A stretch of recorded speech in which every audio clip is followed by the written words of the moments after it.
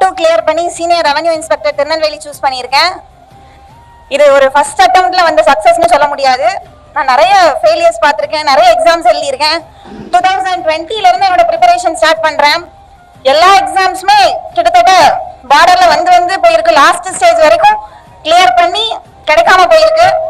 இதனுடைய ஃபர்ஸ்ட் ஒரு பெரிய சக்சஸா நான் பார்க்கிறேன் இந்த குரூப் 2 எக்ஸாம் கிளியர் பண்ணது. 2020ல கோவிட் டைம்ல ஃபுல்லுமே இனிஷியலா ஸ்டார்ட் பண்ணதுன்னு பார்த்தோம்னா ஸ்கூல் புக்ஸ் தான். ஸ்கூல் புக்ஸை கவர் பண்ணதுக்கு அப்புறம் கனிமுருகன் சாரோட வீடியோ யூடியூப்ல கோவிட் டைம்ல போட்டாங்க. அது ரொம்ப எனக்கு ஹெல்ப்ஃபுல்லா இருந்துச்சு. இந்தியன் நேஷனல் மூவ்மெண்ட் எல்லாமே கனிமுருகன் சாரோட வீடியோ இல்லாம கண்டிப்பா என்னால கம்ப்ளீட் பண்ணியிருக்கவே முடியாது. இந்தியன் பாலிட்டி ஃபுல்லுமே சுரேஷ் சாரோட கிளாஸ் அவ்வளோ ஒரு ஹெல்ப்ஃபுல்லா இருந்துச்சு. இந்த ரெண்டுமே எனக்கு கிளியர் பண்றதுக்கு ரொம்ப யூஸ்ஃபுல்லா இருந்துச்சு.